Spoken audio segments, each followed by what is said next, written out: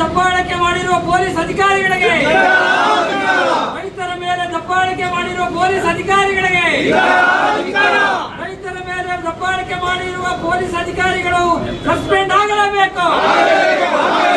ರೈತರ ಮೇಲೆ ದಬ್ಬಾಳಿಕೆ ಮಾಡಿರುವ ಪೊಲೀಸ್ ಅಧಿಕಾರಿಗಳಿಗೆ ಸಸ್ಪೆಂಡ್ ಆಗಲೇಬೇಕು. ಜಿಲ್ಲಾಧಿಕಾರಿಗಳ ಕಚೇರಿ ಮುಂಭಾಗ ನಡೆದ ಪ್ರತಿಭಟನೆ ವೇಳೆ ಪೊಲೀಸರ ದೌರ್ಜನ್ಯ ಖಂಡಿಸಿ ಕರ್ನಾಟಕ ರಾಜ್ಯ ರೈತ ಸಂಘ ಹಾಗೂ ಹಸಿರು ಸೇನೆಯ ನೇತೃತ್ವದಲ್ಲಿ ತಾಲೂಕು ಕಚೇರಿ ಮುಂಭಾಗ ರೈತರು ಗುರುವಾರ ತೀವ್ರ ಪ್ರತಿಭಟನೆ ನಡೆಸಿದರು. ಕೆಎಡಿಬಿ ಸಂಬಂಧಿತ ಹೋರಾಟದ ವೇಳೆ ರೈತರ ಮೇಲೆ ಕಾನೂನು ಬಲಪ್ರಯೋಗ ಮಾಡಲಾಗಿದೆ ಎಂದು ಆರೋಪಿಸಿದ ಪ್ರತಿಭಟನಾಕಾರರು ಕೆಂಚರ್ಲಹಳ್ಳಿ ಪಿಎಸ್ಐ ಶ್ಯಾಮಲಾ ಮತ್ತು ಶಿಡ್ಲಘಟ್ಟ ಸಿಪಿಐ ಆನಂದ್ ಕುಮಾರ್ ಅವರು ರೈತ ಯುವಕ ಭರತ್ ಮೇಲೆ ಹಲ್ಲೆ ನಡೆಸಿದ್ದಾರೆ ಎಂದು ಗಂಭೀರ ಆರೋಪ ಮಾಡಿದ್ದಾರೆ. ಯುವಕನ ಕೊರಳಪಟ್ಟಿ ಹಿಡಿದು ಭೌತಿಕವಾಗಿ ಹಲ್ಲೆ ನಡೆಸಿರುವ ಘಟನೆ ಖಂಡನೀಯ ಎಂದು ಹೇಳಿದರು. ರೈತ ಸಂಘದ ತಾಲೂಕು ಅಧ್ಯಕ್ಷ ಮಂಜುನಾಥ್ ಮಾತನಾಡಿ, ಶಾಂತಿಯುತವಾಗಿ ನಡೆಯುತ್ತಿದ್ದ ಪ್ರತಿಭಟನೆಯನ್ನು ಪೊಲೀಸರು ಹಿಂಸಾತ್ಮಕವಾಗಿ ಎದುರಿಸಿರುವುದು ಅಸಹ್ಯಕರ. ರೈತರ ಹಕ್ಕುಗಳನ್ನು ಕುಂಠಿತಗೊಳಿಸುವ ಯಾವುದೇ ಪ್ರಯತ್ನವನ್ನು ನಾವು ಸಹಿಸುವುದಿಲ್ಲ ಎಂದು ಎಚ್ಚರಿಸಿದರು. ಪೊಲೀಸರು ದೌರ್ಜನ್ಯ ಕುರಿತು ಸಮಗ್ರ ತನಿಖೆ ನಡೆಸಿ ತಪ್ಪಿತಸ್ಥ ಅಧಿಕಾರಿಗಳಾದ ಪಿಎಸ್ಐ ಶ್ಯಾಮಲಾ ಮತ್ತು ಸಿಪಿಐ ಆನಂದ್ ಕುಮಾರ್ ಅವರನ್ನು ತಕ್ಷಣ ಅಮಾನತು ಮಾಡಬೇಕು ಎಂದು ಪ್ರತಿಭಟನಾಕಾರರು ಆಗ್ರಹಿಸಿದರು. ಈ ಸಂದರ್ಭದಲ್ಲಿ ರೈತ ಸಂಘದ ಪ್ರಧಾನ ಕಾರ್ಯದರ್ಶಿ Munnanjappa, GM Kempanna, Narayanaswamy, R Manjunath, K Narayanaswamy, Ashwathappa ಸೇರಿದಂತೆ ಹಲವು ರೈತ ಮುಖಂಡರು ಭಾಗವಹಿಸಿದರು. ವರದಿ ಗೋರ್ಮಡಗು ಮೈತ್ರಿ ಲೋಕೇಶ್, ಕನ್ನಡ ಮೈತ್ರಿ, ಶಿಡ್ಲಘಟ್ಟ. ನಮ್ಮ ಅಹವಾಲುಗಳನ್ನ ಎಲ್ಲ ಕೇಳಬೇಕು.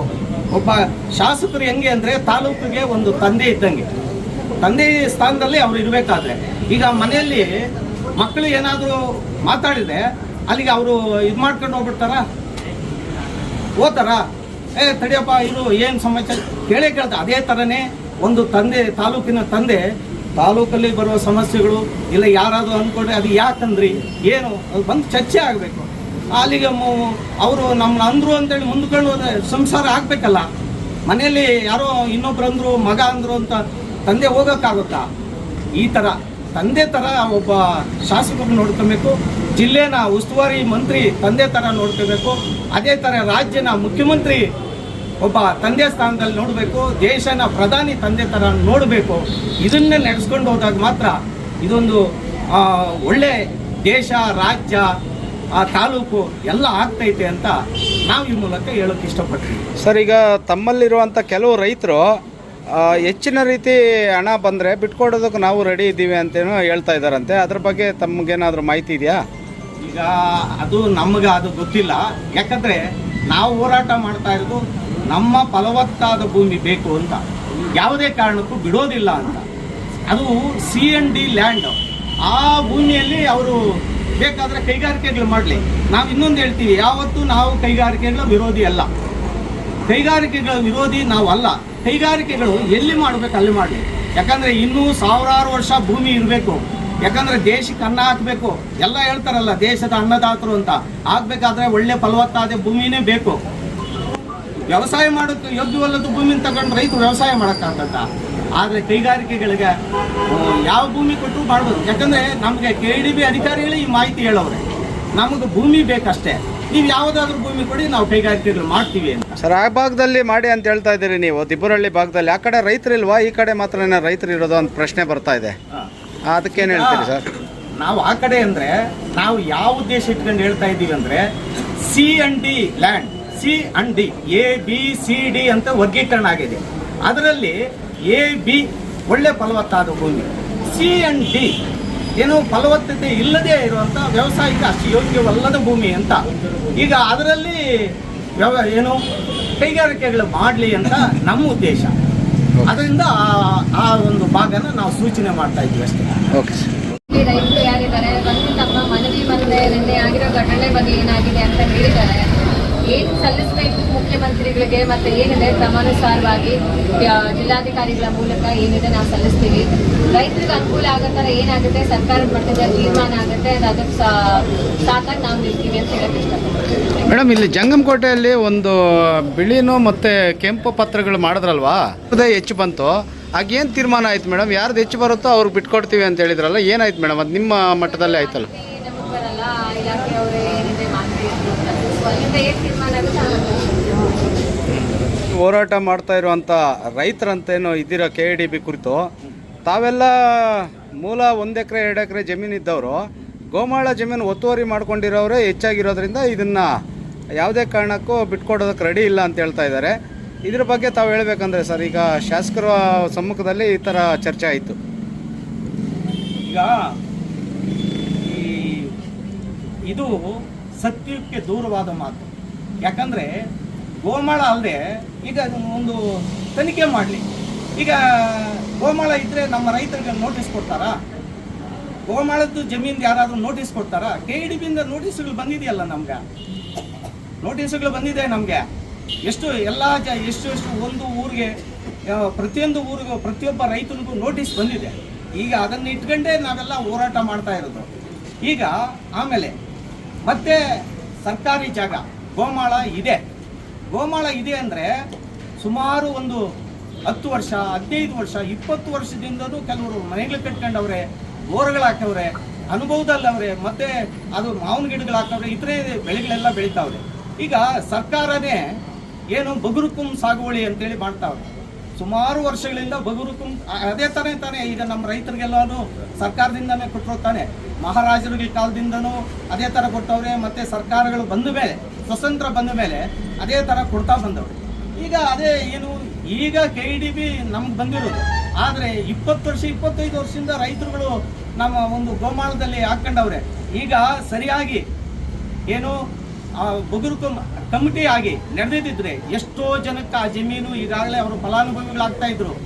ಆ ನಮ್ಮ ದುರ್ದೈವನೋ ಏನೋ, ಸುಮಾರು 15 ವರ್ಷದಿಂದ ಸರಿಯಾಗಿ ಕಮಿಟಿ ನಡೆಯಿಲ್ಲ. ಈಗ ಯಾಕಂದ್ರೆ ನಮ್ಮ ಹತ್ರ ಪೂರ್ತಿ ದಾಖಲೆಗಳವೆ. ಎಷ್ಟೆಷ್ಟು ಜನ ರೈತರುಗಳು 50, 53, 57 ಈಗ ಸರ್ಕಾರ ಬಿಟ್ಟರು ತಾನೆ. ನಿಮ್ಮ ಜಮೀನು ಏನಾದರೂ ನೀವು ಸಕ್ರಮ ಮಾಡ್ಕೊಳ್ಳಿ ಅಂತೇಳಿ ಅವರು ಸರ್ಕಾರ ಬಿಟ್ಟರು. ಅದ್ರ ಪ್ರಕಾರ ರೈತರೇ ಇದು ಮಾಡ್ತಾವ್ರೆ. ಅದನ್ನು ಯಾರು ಗೋಮಾಳ ಅಂತಾರೆ? ಗೋಮಾಳ ಅನ್ನಕ್ಕೆ ಅದು ಹೆಂಗೆ ಅನ್ನೋದೇ ನಮಗೇನೆ ಅರ್ಥ ಆಗ್ತಾ ಇಲ್ಲ. ಆ ಜಮೀನು ಸರ್ಕಾರದ್ದು, ನಾವಿನ್ನೂ ರೈತರಿಗೆ ಕೊಟ್ಟಿಲ್ಲ. ಸೊ ಹಾಗಾಗಿ ಆ ಜಮೀನು ನಮ್ಮದೇ ಅಂತ ಈಗ ನಿನ್ನೆ ಉಸ್ತುವಾರಿ ಸಚಿವರು ಹೇಳ್ತಾ ಇದ್ದಾರೆ. ಈಗ ಅವ್ರದ್ದು ಅಂತಂದ್ರೆ ಈಗ ನಾವು ಅದರಲ್ಲಿ ಅದ್ರ ಪ್ರಕಾರ ಕೊಡ್ಬೇಕು. ಇವ್ರಿಗೆ ಉಸ್ತುವಾರಿ ಮಂತ್ರಿಗಳಿಗೆ ಇವತ್ತಿಗೂ ನಮ್ಮ ತಾಲೂಕಲ್ಲಿ ಕಮಿಟಿ ಮಾಡೋಕ್ಕಾಗಲಿಲ್ಲ. ಕಮಿಟಿ ಮಾಡಬೇಕಾಗಿತ್ತಲ್ಲ. ಕಮಿಟಿ ಮಾಡಿದರೆ ಮತ್ತೆ ಅದರಲ್ಲಿ ಶಾಸಕರೇ ಅಧ್ಯಕ್ಷರು ಆಗ್ತಾ ಇತ್ತಲ್ಲ. ನಮ್ಮ ರೈತರಿಗೆ ಬಗುರುಕುಂ ಸಾಗುವಳಿ ಮುಖಾಂತರ ರೈತರಿಗೆ ಹೋಗ್ತಾ ಇತ್ತಲ್ಲ. ಇದು ಆಗ್ತಾ ಇಲ್ಲ. ಆಗಿದ್ರೆ ರೈತರಿಗೆ ಹೋಗ್ತಾ ಇತ್ತಲ್ಲ. ಈಗ ಯಾರು ರೈತನು ಆ ಭೂಮಿಯಲ್ಲಿ ಅವನು ಎಷ್ಟೋ ವರ್ಷಗಳಿಂದ ಅದೇ ಯಾವಾಗಲೇ ಹೇಳ್ದಂಗೆ ಮನೆಗಳು ಮತ್ತು ಅನುಭವದಲ್ಲಿ ಅವರೇ ಬೋರ್ಗಳು ಹಾಕ್ಕೊಂಡವ್ರೆ. ಈಗ ಫಸ್ಟು ಅಕ್ರಮ, ಆಮೇಲೆ ಸಕ್ರಮ. ಸರ್, ಇನ್ನೊಂದು, ಈಗ ತಾವು ಹೇಳೋ ಶಾಸಕರಾಗಿರಲಿ ಸಚಿವರಾಗಿರಲಿ ನಮ್ಮ ಪ್ರತಿಭಟನಾ ಸ್ಥಳಕ್ಕೆ ಬಂದು ಮನವಿ ಸ್ವೀಕರಿಸ್ತಾ ಇಲ್ಲ ಅಂತ ಹೇಳ್ತಾ ಇದ್ದೀರಿ. ಶಾಸಕರು ಹೇಳ್ತಾರೆ ನಮ್ಮನ್ನೇ ಬೈದುಕೊಂಡು ನಮ್ಮನ್ನು ಅಲ್ಲಿ ರೈತರು ಅಲ್ಲಿ ರಾಜಕಾರಣಿಗಳನ್ನ ಕರೆಸಿ ರಾಜಕೀಯ ಒಕ್ಕಲೆಬ್ಬಿಸ್ತಾ ಇದ್ದಾರೆ, ಅವ್ರ ಕಡೆ ನಾವು ಯಾಕೆ ಹೋಗಬೇಕು ಅಂತ ಹೇಳ್ತಾ ಇದ್ದಾರೆ. ಅವ್ರನ್ನೇ ಬಯೋ ರೀತಿ ನೀವು ಕರೆಸ್ಕೊಂಡು ರಾಜಕಾರಣ ಮಾಡ್ತಾ ಇದ್ದೀರಿ ಅಂತ ಹೇಳ್ತಾ ಇದ್ದಾರೆ ಸರ್. ಅಲ್ಲಿರೋರೆಲ್ಲ ನಮ್ಮ ವಿರೋಧಿಗಳೇ ಅಂತ ಹೇಳಿದ್ರು. ಅದ್ರ ಬಗ್ಗೆ ಏನು ಹೇಳ್ತೀರಿ ಸರ್? ಈಗ ಇದು ಸಾರ್ವಜನಿಕ ವಲಯ ಆಗಿರೋದ್ರಿಂದ ನಿಂದನೆ ಅಪನಿಂದನೆಗಳು ಇದು ಬೇಜಾನು ಬರ್ತಾ ಇರ್ತದೆ ಅಲ್ಲಿಗೆ. ಈಗ ಯಾಕಂದರೆ ಶಾಸಕರು ಯಾವ ಉದ್ದೇಶ ಇಟ್ಕೊಂಡು ಅದು ಹೇಳೋರು ನಮ್ಗೆ ಗೊತ್ತಾಗ್ತಾ ಇಲ್ಲ. ಕೆಲವೊಂದು ಅದು ಎಲ್ಲ ಕಡೆನೂ ಅಷ್ಟೇ ಸಾರ್ವಜನಿಕವಾಗಿ ಎಷ್ಟೋ ಕಡೆ ಮಾತಾಡ್ತಾ ಇರ್ತಾರಲ್ಲ, ನಮ್ಮ ಮಂತ್ರಿ ಸರಿಯಿಲ್ಲ, ಮುಖ್ಯಮಂತ್ರಿ ಸರಿಯಿಲ್ಲ, ಪ್ರಧಾನಿ ಮಂತ್ರಿ ಸರಿಯಿಲ್ಲ, ಮತ್ತು MLA ಸರಿಯಿಲ್ಲ, ಈ ಕೆಲಸ ಆಗ್ತಾ ಇಲ್ಲ, ಆ ಕೆಲಸ ಆಗ್ತಾ ಇಲ್ಲ ಅಂತ ಹೇಳ್ತಾನೆ ಬಂದಿದ್ದಾರಲ್ಲ. ಇದು ಮಾಮೂಲಿ ಆಗ್ತಾ ಇದೆ. ಅದನ್ನು ನಮ್ಮ ನಿಂದನೆ ಅಂತನೋರು ರಾಜಕೀಯಕ್ಕೆ ಬಂದ ಮೇಲೆ ಅದು ಸರ್ವೇ ಸಾಮಾನ್ಯ ಏನೂ ಮಾಡೋಕ್ಕಾಗಲ್ಲ. ಈಗ ನಾವು ಒಂದು ಹೋರಾಟ, ಒಂದು ಸಂಘಟನೆ ಮಾಡ್ಕೊಂಡಿದ್ದೀವಿ. ಎಷ್ಟೋ ಜನ ಅದರ ಮೇಲೆ ಇದು ಮಾಡ್ತಾರೆ. ನಾವು ಅಲ್ಲಿಗೆ ನಿಂದನೆ ಮಾಡ್ತಾವ್ರೆ ಅಂತಂದ್ಬಿಟ್ಟು ನಾವು ಪಲಾಯನ ಮಾಡೋಕ್ಕಾಗುತ್ತಾ? ಅಲ್ಲಿ ನಾವು ನಿಂತು ನಮ್ಮ ಅಹವಾಲುಗಳನ್ನ ಎಲ್ಲ ಕೇಳಬೇಕು. ಒಬ್ಬ ಶಾಸಕರು ಹೆಂಗೆ ಅಂದರೆ ತಾಲೂಕಿಗೆ ಒಂದು ತಂದೆ ಇದ್ದಂಗೆ, ತಂದೆ ಸ್ಥಾನದಲ್ಲಿ ಅವ್ರು ಇರಬೇಕಾದ್ರೆ.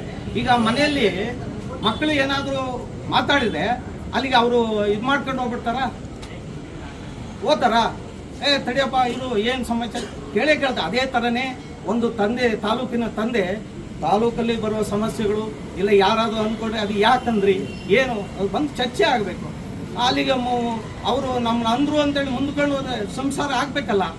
ಮನೆಯಲ್ಲಿ ಯಾರೋ ಇನ್ನೊಬ್ರು ಅಂದರು, ಮಗ ಅಂದರು ಅಂತ ತಂದೆ ಹೋಗೋಕ್ಕಾಗುತ್ತಾ?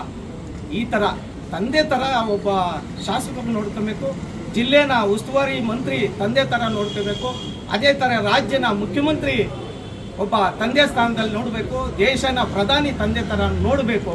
ಇದನ್ನೇ ನಡೆಸ್ಕೊಂಡು ಹೋದಾಗ ಮಾತ್ರ ಇದೊಂದು ಒಳ್ಳೆ ದೇಶ, ರಾಜ್ಯ ಆ ತಾಲೂಕು ಎಲ್ಲ ಆಗ್ತೈತೆ ಅಂತ ನಾವು ಈ ಮೂಲಕ ಹೇಳೋಕ್ಕೆ ಇಷ್ಟಪಡ್ತೀವಿ. ಸರ್, ಈಗ ತಮ್ಮಲ್ಲಿರುವಂಥ ಕೆಲವು ರೈತರು ಹೆಚ್ಚಿನ ರೀತಿ ಹಣ ಬಂದರೆ ಬಿಟ್ಕೊಡೋದಕ್ಕೆ ನಾವು ರೆಡಿ ಇದ್ದೀವಿ ಅಂತೇನೋ ಹೇಳ್ತಾ ಇದ್ದಾರಂತೆ. ಅದ್ರ ಬಗ್ಗೆ ತಮಗೇನಾದರೂ ಮಾಹಿತಿ ಇದೆಯಾ?